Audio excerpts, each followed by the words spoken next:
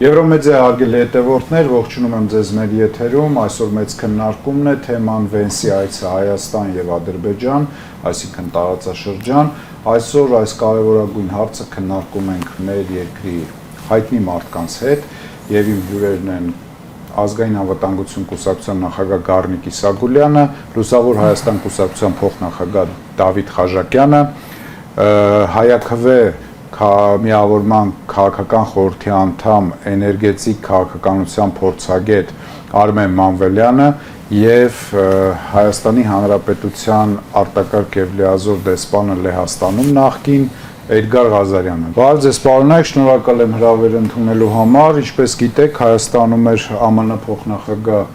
Վենսը, շատ հետաքրքիր հայտարարություններ եղան, այնուհետև ԱՄՆ փոխնախագահը այցելեց Բաքու եւ այնտեղից էլ բավական հետաքրքիր հայտարարություններ եւ քայլեր եղան։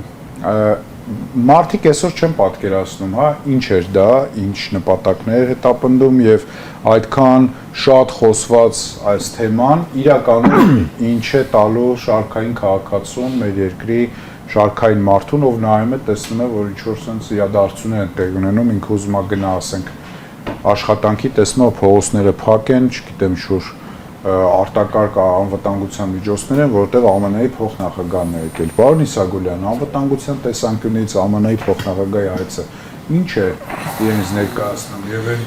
խոստումները, որ տրվեց, ինչ էր դա նշանակում։ Նախասեմ, որ որևէ լուրջ հայտարարություն չի եղել եւ որևէ խոստում չի տրվել։ 9 միլիարդի հետ կապված։ 9 միլիարդ խոստում որևէ մեկին չի տրվել, դա կեղծիք է, որ տարածում են այսօրվա իշխանությունները։ Եկավ Վենսը Հայաստան, ասեց, որ այս տարածքը մեզ այնքանով է հետաքրքիր, որքան դա պետք է Բաքվին ու Ադրբեջանի, Բաքվին ու Անկարային։ Եվ շատ հստակ գնաց Ադրբեջան հայտարարեց, որ այս միակ պետությունն է, որը մեր հետ համահունչ է, որտեղ ինքը այս տարածաշրջանում Տրամպի հետ միասին աջակցում է Թուրքիային ու Իսրայելին, որոնք մեր համար առաջնային են։ Այսինքն եկավ ուղղակի հայերի եւ մեր սրբադասված միլիոնուկես զոհերի ցեղասպանության անհարգելու ու գնալու։ Եթե որևէ մեկը Վենսի այցի մեջ ինչ-որ դրական բան է տեսնում, ապա այդ մարդը կամ հոգեկան հիվանդ է, կամ այցերից ոչինչ չի հասկանում, կամ էլ ինչ-որ լսում է, ուզում է ճիշտ հակառակը անցնել։ Եթե հաշվի առնենք այն հանգամանքը, որ արդեն 8 տարի է Նիկոլը հայ ժողովրդին այս դա սովորացնում է։ Ինչ լսում ես, հակառակը պիտի լինի։ Արցախը Հայաստանը վերջ Արցախը տալիս են թուրքերին, ամեն ինչը, Սյունիքը տրված է արդեն Վաշինգտոնի օգոստոսյան 8-ի փաստաթղթու ծով սպիտակի վրա հայերին գրված է, մարդիկ փորձում են դա աչքերտ մեկնաբանել։ Նորից է կրկնում, Վենսը եկավ աջակցություն հայտնեց մի մարդու, Նիկոլ Փաշինյանի, ով վաղը պետք է իր ամբողջ ուժը ներդնի, վերընտրվի եւ ծառայի Ադրբեջանի ու Թուրքիայի շահերին։ Սա է, եթե հայ ժողովուրդը որևէ սպասելիք ուներ, իսկ ցեղասպանությունը ինքը հետո մեկնաբանում է, որ սխալմամբ իրան տարել են, ինքը չի էլ իմացել ուր է գնացել, այն աշխատակազմը իր սխալվել է մի հատ ինչ-որ նյութ է տեղադրել այնտեղ, որը Անկարայի ու Բաքվի պահանջով շատ արագ տեղից հանվել է։ Հայտարարություն է սա, համարել այց Հայաստան։ Ես չեմ կարծում, որ որևէ խելացի մարդ, քաղաքական գործիչ կամ փորձագետ կարող է նման մեկնաբանություն տալ։ Եկան ասեցին, որ այո, սա Հայաստանի վերջին 5 տարին է, իրանք շահագրգռված են, որ Նիկոլը նորից վերընտրվի, որպես 5 տարի հետո այս տարածքում լինի Արևմտյան Ադրբեջան, որը, ինչպես Վենսը Բաքվում ասեց, անպայման կծառայի Թուրքիայի ու Իսրայելի ու Բաքվի շահերի։ Սա այն ասել, ուրիշ բան չեմ ասել։ Պարոն Խաժակյան, դուք տեսաք, որ տարբեր հայտարարություններ եղավ կապված նույն 9 միլիարդ ներդրումների այդ կիսահաղորդիչներ, չիպեր, չգիտեմ ինչ է, որ ուրիշ երկրներում չկա, Հայաստանում կա, երեկ էլ Նիկոլ Փաշինյանը իր հարցազրույցի ժամանակ ասեց, որ այդ տեխնոլոգիաները միայն տրված են եվրոպական որոշ երկրներին, այդ թվում չգիտեմ Ավստրալիային, Ճապոնիային եւ այլն, եւ Հայաստանն էլ է դա ունենալու։ Հիմա ըստ ձեզ բարձր տեխնոլոգիաների ոլորտում կլինի առաջընթաց, թե դա հերթական փուչիկն է կամ հերթական խոսակցություններն են։ Ավելի շատ ոնց որ Վենսի այցելության այդ մասին էլի անդրադառնանք, այդ բարձր տեխնոլոգիաների մասին։ Նախ թույլ տվեք ասել, որ 2000-ականներից Հայաստանում գործում է Սիլիկոնյան հովտի հսկաներից մեկը, մի կազմակերպություն, որտեղ ես բախտ եմ ունեցել 8 տարի աշխատելու։ Այդ կազմակերպությունը եկել է Հայաստանում որոշակիորեն բարեփոխված օրենսդրության արդյունքում 2004 թվականից, եւ այդ ծավալի ներդրում առ այսօր Հայաստանում չի եղել, ընդ որում դա իրապես ներդրում էր։ Դրանից հետո եթե կոչվում է կազմակերպություն։ Ես չէի ցանկանա անունը հնչեցնել, բայց իմ կենսագրության մեջ դա նշված է, կարող են տեսնել։ Դրանից հետո Հայաստան է եկել Nvidia-ն, անգամներով ավելի փոքր ծավալներով, եւ որքան նման կազմակերպություններ շատ լինեն, այնքան լավ ընդ որում այդտեղ այդ ռազմավարական համագործակցության, չգիտեմ, դաշնակցային խորը հարաբերությունների ինչ որ հարց չկա, դա փոխշահավետ գործարք է եղել եւ շարունակում է մնալ։ Ինչ վերաբերում է 9 միլիարդին, իրականում ամեն ինչը պարզ է ասվել։ 5 միլիարդը դա մոդուլային ատոմակայանի ռեակտորի արժեքն է, հայտարված թվերն են Hitachi-ի կողմից։ 4 միլիարդն էլ դա դրա սպասարկման արժեքն է, ընթացիկ սպասարկում, վառելանյութը, այդ միջուկային վառելիքը եւ այլն։ Ընդ որում պետք է արձանագրենք, որ միջուկային գերտերություններից, որոնք են ԱՄՆ-ն, Ռուսաստանը եւ Չինաստանը, մոդուլային ռեակտոր, որ գետնի վրա դեռևս չունի կառուցած, միայն ԱՄՆ-ն է։ Չինաստանը ունի իր քաղաքներից մի քանիսում գործող մոդուլային ատոմակայան, այո, որոնց կիրառելիության հարցը մի կողմ դնենք, բայց ԱՄՆ-ինը դեռևս պետք է փորձարկվի 2030 թվականից սկսված եւ դա հնարավոր բոլոր առաջարկներից ամենաթանկն է։ Չինաստանինը կրկնակի էժան է, Ռուսաստանինը փոքրիչ ավելի թանկ է, քան Չինաստանինը, բայց կրկին կայացած տեխնոլոգիայով։ Այն ինչ անում է Hitachi-ն, դա դեռևս փորձարկման ենթակա է, ընդ որում խոսքը գնում է առավելագույնը 300 մեգավատ հզորության մասին։ Եվ պետք է ասենք, որ մեր տասնամյակների մեծամորի ատոմակայանը 400 եւ ավել մեգավատ է, այսինքն այս առումով մենք ունենալու ենք որոշակի պակասուրդ։ Հիմա իմ ընկալմամբ նախ եթե անգամ մենք պետք է ընտրեինք մոդուլային ատոմակայան, վստահաբար ամենաթանկ ընտրությունը եւ ամենաանարդյունավետը այս առումով հենց ԱՄՆ-ին էր, ինչու, որովհետեւ եթե մենք հաշվի ենք առնում, որ ընթացքում նաեւ մեզ միջուկային վառելիք է պետք լինելու, իսկ որտեղից է ԱՄՆ-ն ձեռք բերում իր միջուկային վառելիքը։ Ղազախստանից եւ Ռուսաստանից, երկու ԵԱՏՄ պետություններից։ Հիմա եթե մենք գնում ենք ընտրելու ամենաթանկ ռեակտորը, միջուկային վառելիքն էլ մեր հարևան պետությունները, որոնց հետ մի մաքսային միության մեջ ենք, նախ պետք է մատակարարեն ԱՄՆ-ը, հետո դա մատակարարվի մեզ։ Դրա արժեքը եւ աշխարհաքաղաքական նպատակը ո՞րն է։ Ինձ համար այստեղ ամենամեծ մտավախությունը այն է, որ երբ հասնեն մեծամորի ատոմակայանի փակմանը, չի լինի այդ մոդուլային ատոմակայանը, եւ մեզ միացնելու են Թուրքիայի միասնական ցանցին, որտեղ կառուցվում է եւ կավարտվի այդ ժամանակ Ակույու ատոմակայանը, եւ փաստորեն կստացվի, որ հայ հասարակությունը դժգոհում էր միակողմանի կախվածությունից Ռուսաստանից, բայց հիմա դառնում է կախված թուրքական էներգակիրներից, որը սարքել ռուսները, հասկանում եք, աբսուրդի աստիճանը։ Այլ հնարավորություն չունենք, Ադրբեջանից հոսանք ձեռք բերել չենք կարող, Վրաստանին եւ Իրանին մենք ենք տալիս այդ հոսանքը։ Այսինքն ինչպիսի կախվածության մեջ ենք մենք հայտնվելու, ընդ որում սա ոչ թե տասնամյակների հարց է, ասենք 2030-ականներին, 40-ականներին երևացող հարց։ Այ հիմա եթե մենք այդ որոշումը չկայացնենք ձեռք բերելու նոր ատոմակայան, օրինակ ինչպիսին, որ առաջարկում է Ռոսատոմը, 1100-1200 մեգավատ, որով մեր արտահանման հզորությունները կտրուկ կաճեն, կստացվի, որ մենք ինչ-որ պայծ ունենալու ենք էներգետիկ բաց, որը կարող ենք լրացնել միայն Թուրքիայից։ Անկասում, Պարոն Անվելյան, դուք քանի որ էներգետիկ նաև հարցերով եք փորձագետ, այդ կուզենայի նախ մեր հեռուստադիտողներին երկու բառով կարճ բացատրել, պարոն Խաչակյանը շատ լավ ներկայացրեց, բայց ավելի շատ որն է տարբերությունը այդ մոդուլային բանը այնքան են ասել, շարքային մարդիկ չեն հասկանում, դա ինչի մասին է խոսքը, ինչ է այդ մոդուլային ռեակտորը իրանից ներկայացնում, եւ արդյոք համաձայն եք պարոն Խաչակյանի պնդման հետ, որ 2030 թվականին մինչեւ Մեծամորի ատոմակայանի շահգործման ավարտը Հայաստանի Հանրապետությունը չի կարողանա ձևավորել մոդուլային եւ անցում կատարել մոդուլայինին եւ կընկնենք կախվածության մեջ թուրքական էներգա համակարգից, թե դա ուղղակի կարծիք է, որն եք դուք կանխատեսում եւ Վենսի այցի հետ կապված։ Նայեք, Վենսի այցի հետ անդրադառնանք միայն այդ ատոմային էներգետիկայի մասով, դե իսկապես էս համաձայնում ինքը խնդրահարույց է բավականին, որտեղ այդ մոդուլային կայան կոչված իրականում Ամերիկայի տարածքում մի հատ կա, որոնք փորձարկել են, կառուցել են փորձարկման նպատակով, որը սակայն հենց իրանց հանձնաժողով կա ատոմային էներգետիկայի հանձնաժողով Միացյալ Նահանգները, որը այդպես է սերտիֆիկացիա չի տվել, չի սերտիֆիկացրել, հետեւաբար Միացյալ Նահանգների տարածքում կառուցել նման կայաններ այս պահին արգելված է։ Մինչև հերթական փորձարկում։ Հետաքրքիր է, էլի մարդիկ չգիտեն դրա մասին։ Եվ բայց դա չի արգելում, դա արտահանել։ Ու Հայաստանը վերածել փորձադաշտի։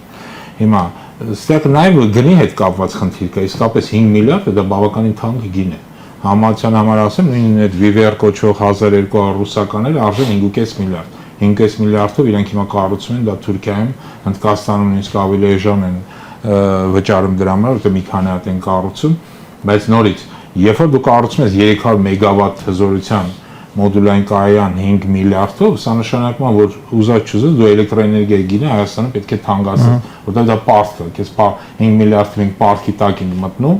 որպեսզի այդ ինչ որ կասկածելի է։ Այսինքն մեզ պարտք են տալի, որ մենք այդ պարտքով այդ մոդուլայինը առնենք։ Հետո այդ պարտքը իրենք կարող է եւ իրենք դան կառուցեն, հետագայում դա մեր վրա պարտք գրվի եւ մենք սկսենք փակել։ Դեն շատերն են աշխատում, նույն ռուսները, թուրքերը տենց են աշխատում։ Ռուսական ներդրում է, այսպես կոչվում, բայց իրական դա Թուրքիայի վրա պարտք է գրվում։ Չինաստանն էլ է շատ երկրներում տենց աշխատում, այսինքն դա պարտք է։ Ստեղ երկրորդ կասկածելի բանը այդ 4 միլիարդի սպասարկման եւ վառելիքի խնդիրն է։ Նայեք, խնդիրն անում է, որ VVR կոչվող այդ տեխնոլոգիաները Հայաստանում ներդրված է վաղուց։ Մենք ունենք դպրոց, ինժեներների, մասնագետների, միջուկային էներգետիկայի, ինքը բավականին բարդ խնդիրներ լուծող ինժեներներ են մեզ պետք է, ջրային հարցերով, տարբեր կոմունիկացիայի հարցեր, որի մասնագետներ մենք ունենք։ Այսինքն այդ համակարգը մենք կարող ենք մեր ուժերով սպասարկել։ Եվ որ դու կառուցում ես ինչ-որ տեխնոլոգիա ես բերում եւ դրա սպասարկումը դրսի վրա է,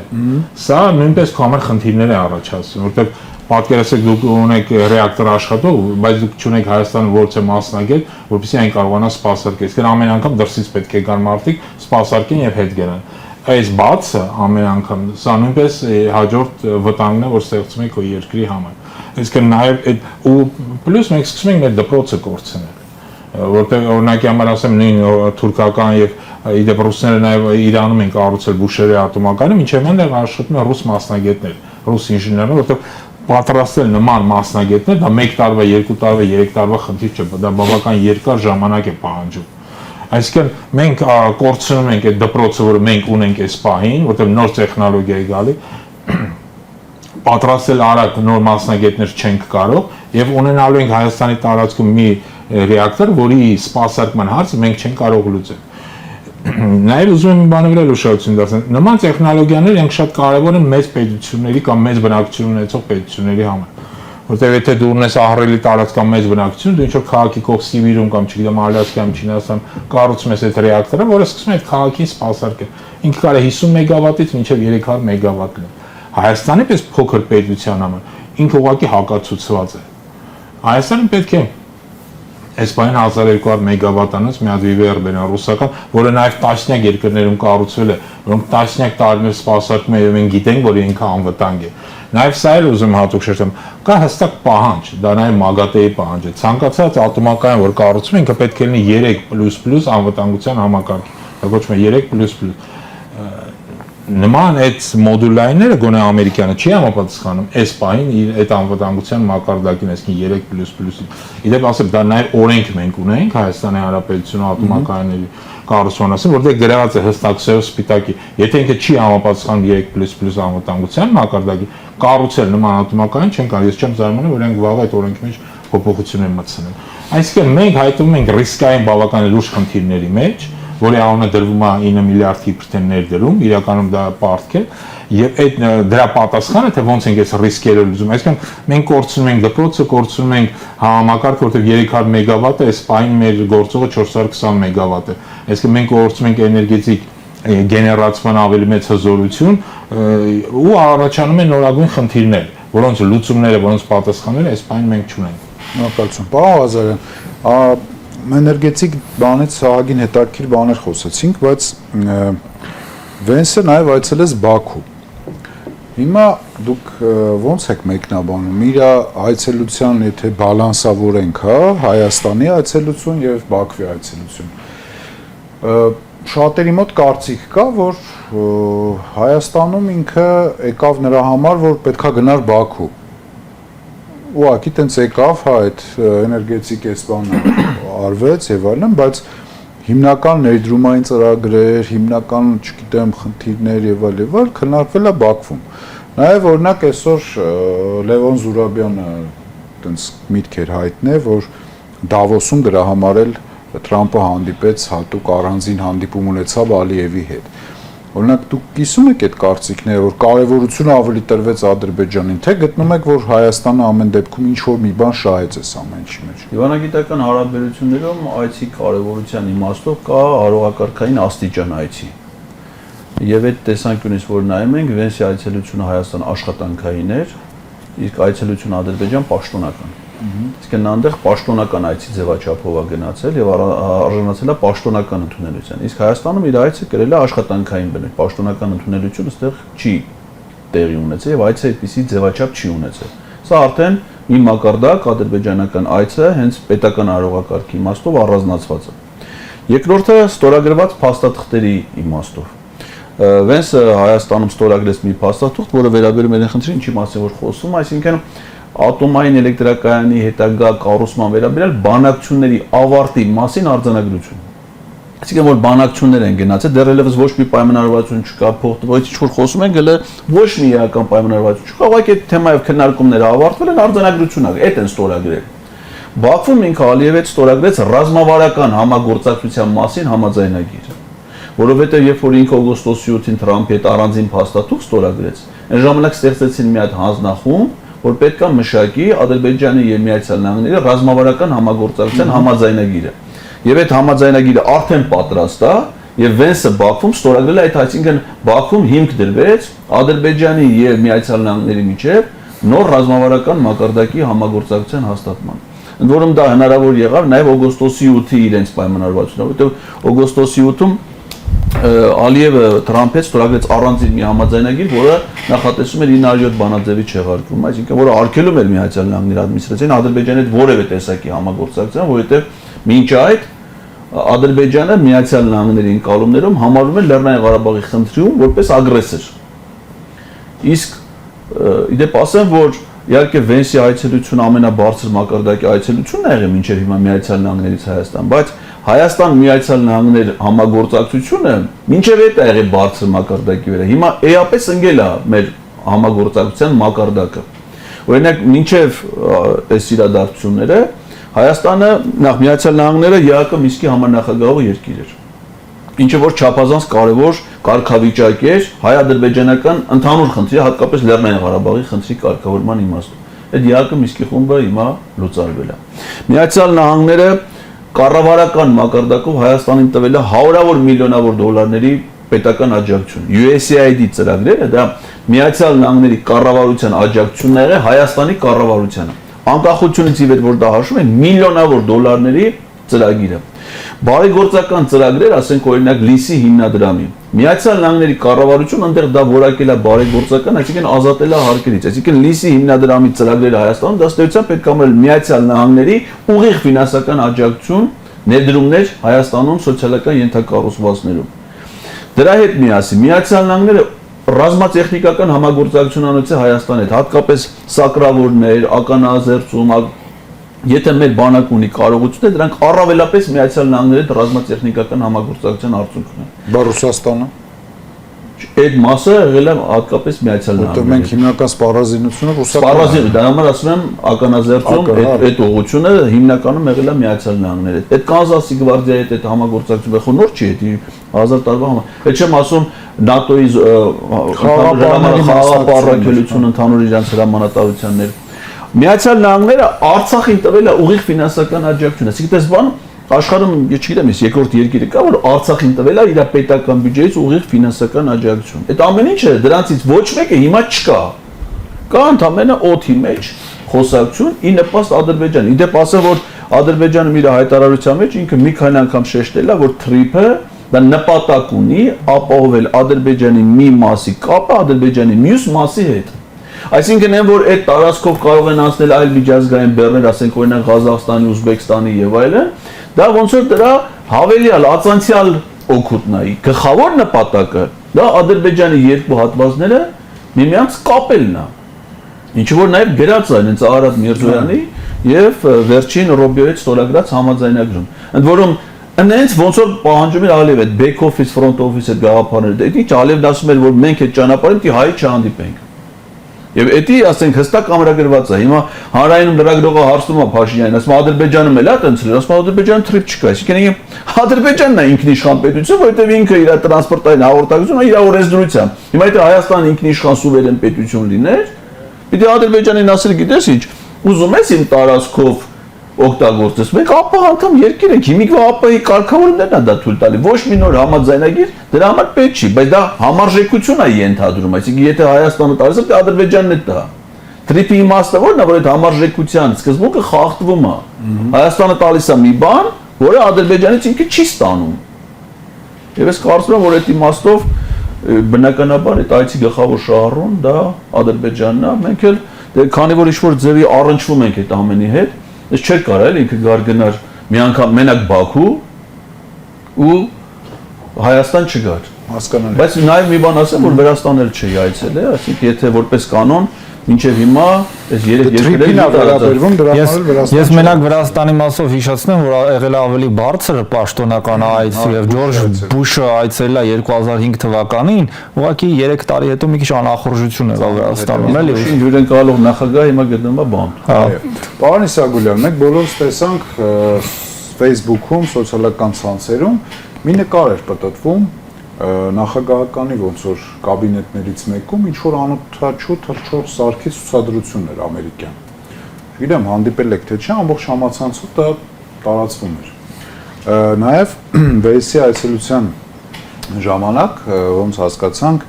ինչ որ թռչող անօթաչու սարքերի, հա, ինչ որ վաճառք է լինելու Հայաստանին եւ դա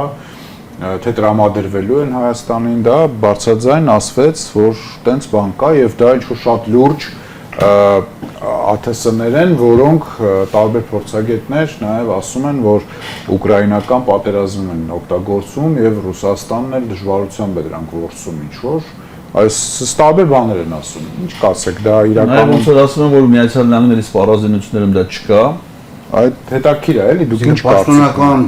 լրատվամիջոցներում մեշություններ են խոսում, հա, որ այդպես կարելի հասկանալ, ձեր ասած։ Դե տարածում են այդ ինֆորմացիան։ Հիմա տարածել ախր, տեղյակ եք, այդ ինչ թռչող 13 սարքեր են։ միլիոն դոլարի մասին է խոսքը, որը բավականացնում է ընդամենը 15 մոտարապես այդ կարգի անօթաչու թռչող սարք, որոնք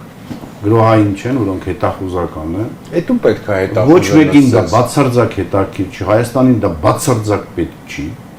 Ես չգիտեմ ումն են ուզում հետախուզել էլի։ Իսկ կա դա Իրանի հետ չեն կարող, կապված։ Թուրքիային չեն կարող, Միացյալ Նահանգները դա խստիվ արգելում է, մնում է մի պետություն, դա Իրանի Իսլամական Հանրապետությունն է, Ամերիկան ուզում է այրի ձեռով կրակից շագանակներ հանի։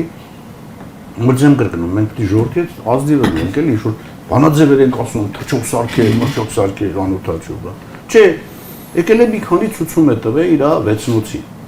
Ասել է հայ առաքելական Սուրբ Եկեղեցին պիտի ծայրահեղական իսլամի հետ համեմատես, պիտի վերացնես այդ ինստիտուտը հայկական, որտեղ դա հայ ժողովրդի գոյաբանական կարևոր բادرերից մեկն է ինստիտուտներից։ Արցախը պետք է հռչակես տերորիստական, որտեղ գնաց շահիդների պուրակ Բաքվում, Հայաստանում քրիստոնեական արժեքների կրողները Վեապխար Հայրապետի հետ բնականաբար դա շուքյուրներից դե չէր որ դրա հետ հանդիպել։ Եկեք մենք մեր ժողովրդի հետ անկեղծ խոսանք։ Մենք երբ որ այս ձևի քննարկումներ ենք ծավալում, որտեղ ուզում են ասել թե ինչ որ բաներ է տեղի ունեցել, անօթաչու թռչող սարքեր, չգիտեմ ինչ է, դեզերանավեր, սուզանավեր, մեր ժողովուրդը ընկնում է բանի մեջ, տարակուսանքի մեջ, իրականում կարող է այդ լավ բաներ։ Մարդը եկա, եւ ասես դուք մինչև 31 թիվը պիտի դառնա Արևմտյան Ադրբեջան։ Սա է ասվել։ Ուրիշ բան է թռչող սարք, մրչող սարք, ինչ որ մոդուլներ, հոդուլներ։ Այո, Հայաստանը արդեն 20 տարի է փորձարկման դաշտ է բիոլաբորատորիաներով։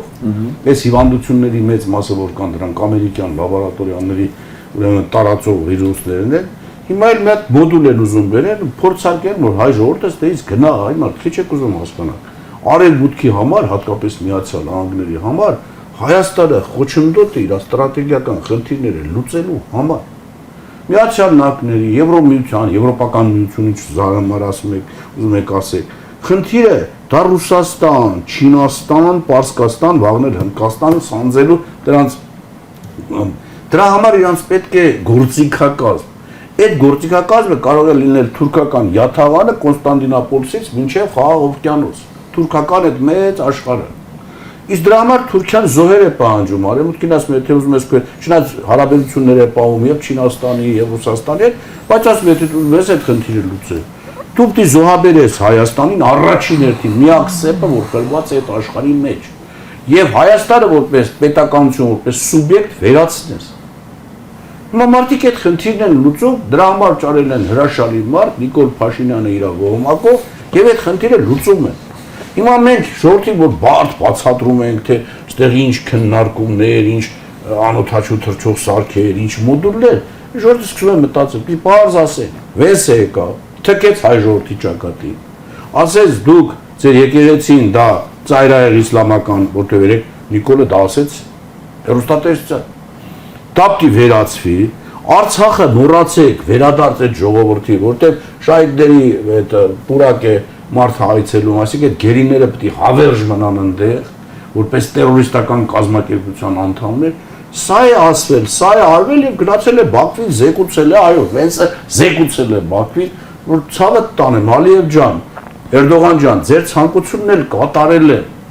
Ախպեր նենց արեք, որ հիմա եթե կարողանան Հայաստանին օգտագործեն Պարսկաստանի ու Ռուսաստանի դեմ, ոնց որ Ուկրաինանին, անասունները կներեք այդ բառից համար,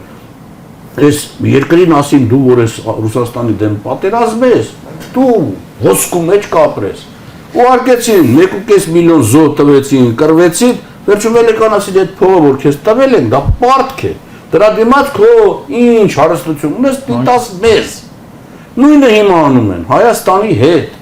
Բայց մի տարբերությամբ որ Ուկրաինան կարող է ինչ որ ձևով մնա, լվովի բաներ, մեծության հաշվին։ Մենք չենք մնալու ժողովում։ Սա պիտի շատ բարձ ու հստակ մեր ժողովրդին ասել, ընկերներ, մենք մեր ժողովրդին գցում ենք թյուրիմացության մեջ, ստեղծելով տպավորություն, որ տեսեք հələ Հայաստանում վեճ կա էլի, Վենսը եկավ, Վենսը լավարեց եկավ, ինչ որ Հայաստանի համար բան բերեց, բարձ ասում ենք, Վենսը եկավ, Նիկոլին իրանց ռեստորացին ասելու, որ Հայաստանի էջը փակում ենք, տղա ջան, այդ գործերը արագացրու, եւ որպեսզի դու քո ժողովրդի խափես, Էսի կասես ներդրում է, էսի կասես ժողովրդավարություն է, էսի կասես էս ինչն է, բայց կանես այն ինչ որ մենք քեզ կթելադրենք, կամ Ալիևն ու Էրդողանը քեզ կթելադրեն։ Դա է տեղի ունենում։ Զուգահեռաբար թե Ռուսաստանը մեր եղբայրական մենք Ռուսաստանի դեմ այդ տխմարներ, ձեր կանալները նայեք, ձեր անդամների այսպես կոչված ելույթները նայեք։ Հակառուսականությունը Հայաստանում այլևս պայթում է։ Երեք էլ մեկը նորից կրկնել է նույն միտքը, որ կրկնել է, որ եթե Ռուսաստան-Թուրքիա պատերազմ լինի, ես զենքը սարած կգնամ ռուսների դեմ պատերազմի, երբ որ Հայաստանի Արցախի պատերազմին ինքը մամայի համապատասխան տեղը իր համար ծակ էր սարքել ու մտել։ Սա է տեղի ունենում, եկեք ժողովրդի դանկես խոսանք, ձեր ցավը տան։ Այդ թեմայով եթե թույլ տաք, անօթաչու թռչող սարքերը տարբեր ֆունկցիաներ ունեն եւ նախագահի նստավայրում դրա կողքը նկարվելու ֆունկցիան դրանցից առաջնայինը չի։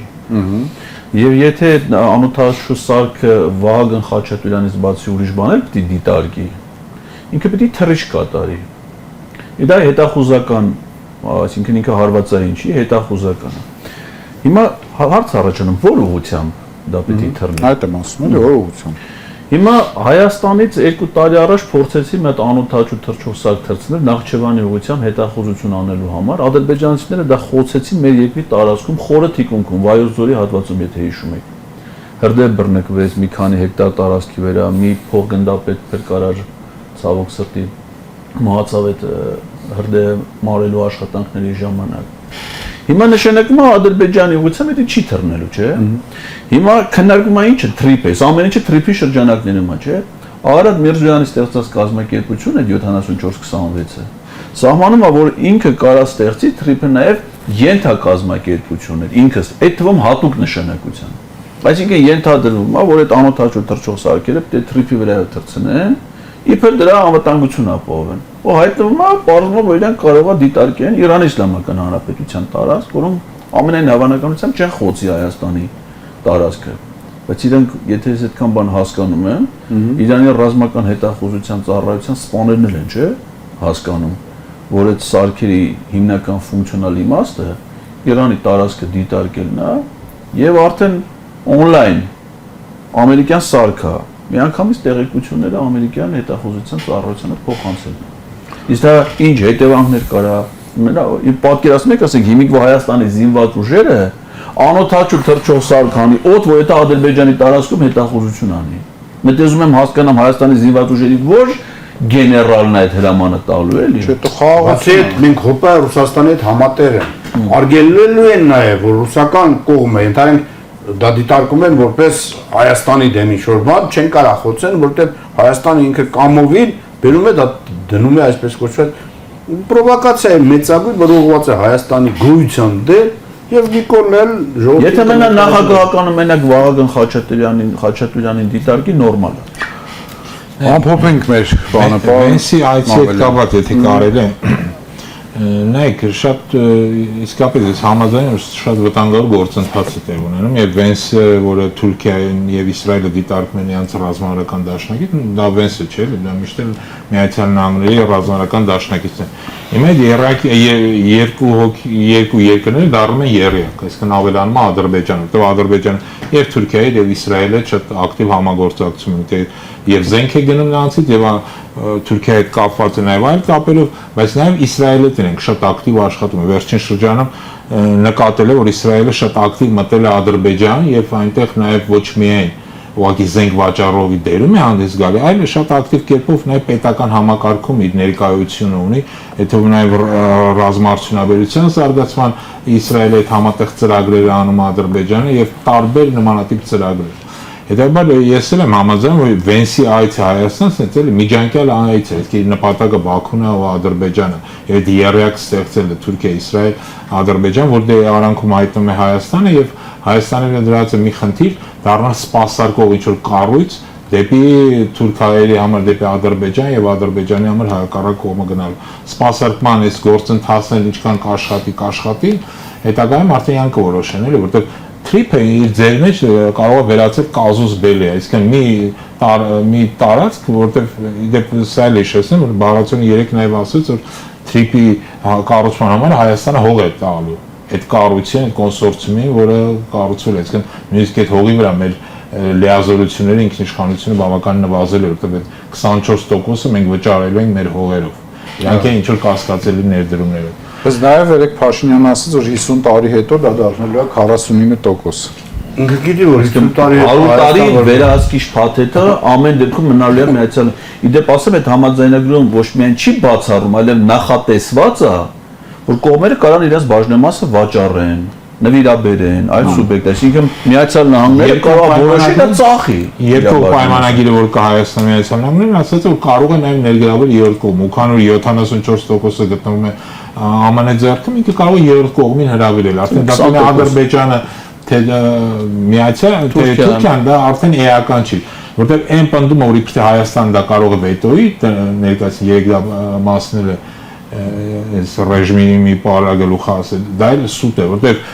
պայմանագրի մեջ որ կնքված է, հստակ կարևած է, որ խնդիրները լուծվել են միջազգային դատարաններում, ցանկացած միջազգային դատարան նայելու այս կոնսորցիում փայտերը ով է, 74%-ում ձեռքին է եւ օգուտ նայել որոշում է ընդունել։ Դա մը վիճարկել, առավելս վետո դնել այդ որոշումների վրա հնարավոր չի։ Շնորհակալություն, պարոն Խաչատուրյան, ամփոփել քննարկումը, նայեք, մենք ամեն ինչ խոսեցինք համարյա, բայց մի հատ դրական բան չկար։ Հիմա օրինակ հարցս հետևելն է։ Կգտնեք մի հատ դրական բան Վենսի այցի մեջ։ Եթե Վենսի այցը դա հետևանքներ Վաշինգտոնյան օգոստոսի հանդիպումների, որի շահառուն Ադրբեջանն էր,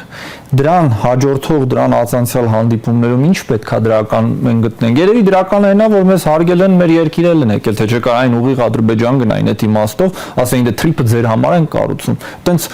գիտեք, սև սպիտակի վրա փաստաթղթում գրված է, որ թրիփը դա Ադրբեջանը Նախիջևանին կապողն է։ Մենք դրան ինչ անուն ասես կպցնում ենք, ապաշրջափակում, տնտեսական ներդրում, չգիտեմ ինչ, բայց ես ուզում եի նաև այդ 24%-ի հետ կապված ասել, որ մեկ-մեկ մարդկանց մոտ տպավորություն է, որ խոսքը գնում է, որ մենք այդքան եկամուտ ընդեղ ունենք։ Ամենատարական հաշվարկը ցույց է տալիս, որ այդ ճանապարհը վնասաբեր ճանապարհ է լինելու, որը մենք մեր տարածքում տալիս ենք։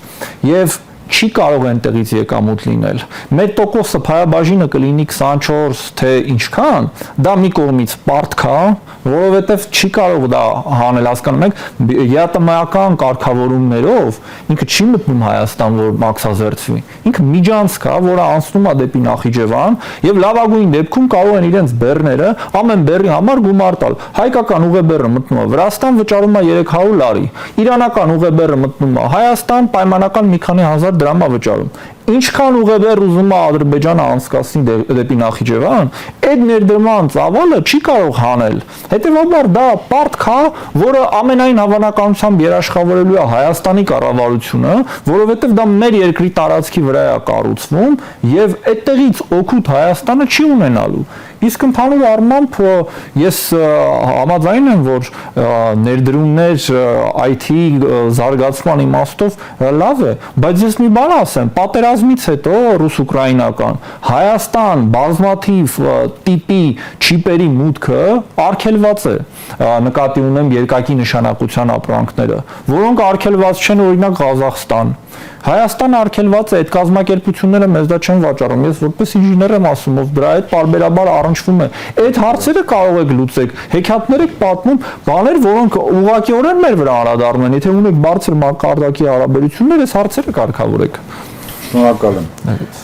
Եթե ավելացնելու բան ունեք, ավելացնելն է, որ աշխատենք ամեն ինչ անել մեր ժողովուրդը չխափնվի այս անգամ։ Մենք կործանվում ենք, ժողովուրդ։ Հենց եկավ մեր վրա մահվան կնիքը դրեց։ Մեր ժողովուրդը պետք է ամեն ինչ անի, որ դրանից ազատվի։ Դրանից ազատվելու մեկ ճանապարհ կա։ Եթե գնում են այսպես կոչված համադրական ճանապարհով, դա ամեն ինչ անել, որ Նիկոլ Փաշինյանը 26 թվականին, չնայած ես ասում եմ, այս պայմաններում իրան ամեն ինչ կարտ բլանշ տրված է, բայց ամեն ինչ անել, որ ժողովրդի ալիքը պիկի հասցնել այդ ժամանակ եւ թույլ չտալ, որ կեղծիքներով Նիկոլը այս երկիրը վերջնականապես նորից ընտրվելուց հետո տանի կործանում։ Շնորհակալություն։ Եվրոմեդիա 24-ի հարգելի հետևորդներ, այսօր քննարկեցինք Վենսի այցը Հայաստան։ Դրական բաներ գտնելը դժվար էր, մեր բանախոսները ներկայացրեցին հիմնականում բացասական կետերը եւ էներգետիկ, եւ բարձր տեխնոլոգիաների, եւ անվտանգության, եւ դիվանագիտության, եւ տնտեսության ոլորտներում։ Լինենք լավատես եւ սպասենք հետագա զարգացումներին։ Այսօրվա իմ հյուրերն էին Լեհաստանում Հայաստանի Հանրապետության նախկին դեսպան Էդգար Ղազարյանը, Հայաքվե միավորման քաղաքական խորհրդի անդամ, էներգետիկ անվտանգության հարցերով փորձագետ Արմեն Մանվելյանը, Լուսավոր Հայաստան կուսակցության փոխնախագահ Դավիթ Խաժակյանը եւ Ազգային անվտանգություն կուսակցության նախագահ Գառնիկ Իսագուլյանը։ Իսկ մենք կհանդիպենք